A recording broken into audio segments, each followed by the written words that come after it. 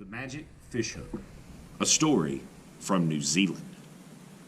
Long ago, and far away on an island in Polynesia, Tauranga married one of the many gods who lived there. She was happy, and in time, she had 4 strong, healthy sons. Then she had another son, who she called Maui. But instead of being happy, she felt very sad, for Maui was thin and weak, and at that time, any sickly baby had to be put outside to die. Tauranga loved her little son and was desperate to find a way to save him.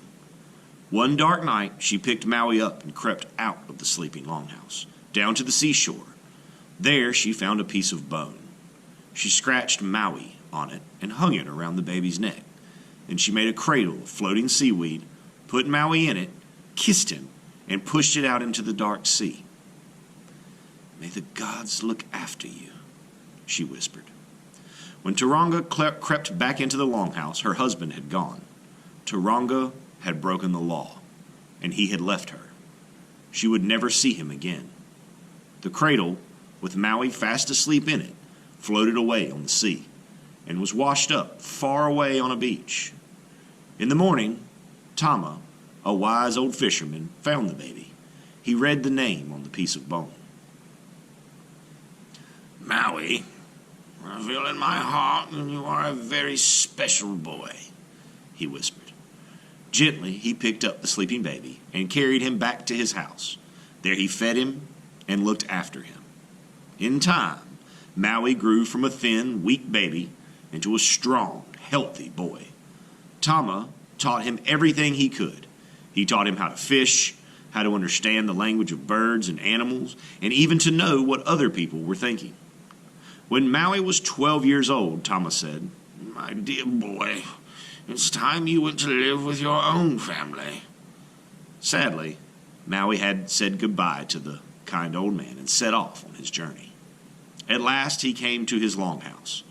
His mother saw the piece of bone around his neck and knew at once that this was her son.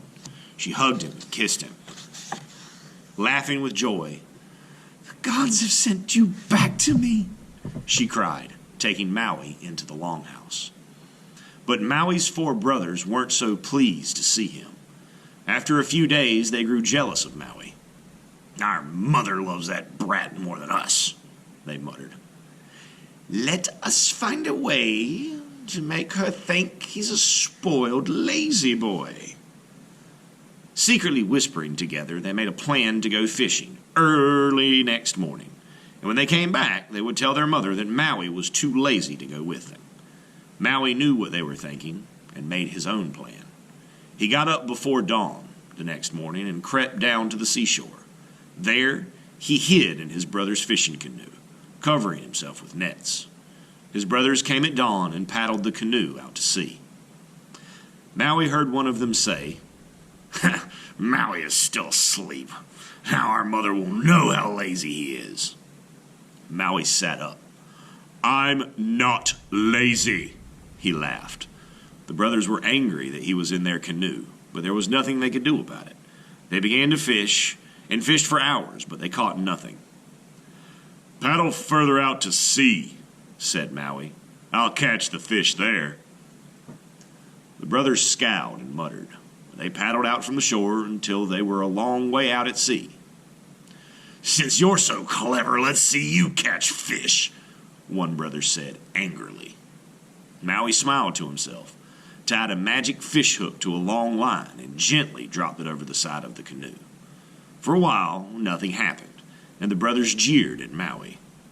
"We've paddled all the way out here, but you're no better at catching fish than we are," one growled. Then, suddenly, there was a huge tug on the line. "Help me pull it in," shouted Maui. Together, the 5 brothers heaved on the line.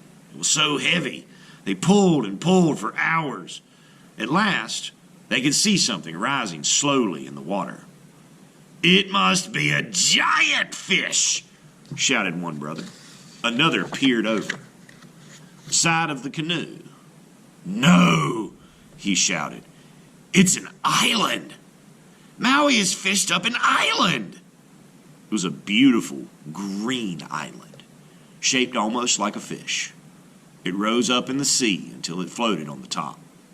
The four brothers jumped onto it, shouting at each other. "This part is mine. I'm the eldest. I should have the biggest piece." "No, this is mine. I got here first. I'm going to have this part." Then they started fighting, battering the island, throwing up mountains and gouging out valleys. Suddenly, there was a crack like thunder, and the island split in two. The four brothers were so scared at what they had done, they jumped into their canoe and paddled away, back to their home. Maui watched them go and smiled. He had made a new land where his people could live. It's called New Zealand. If you look at a map and imagine how the two islands would look joined together, you can see that it does look a little like a fish.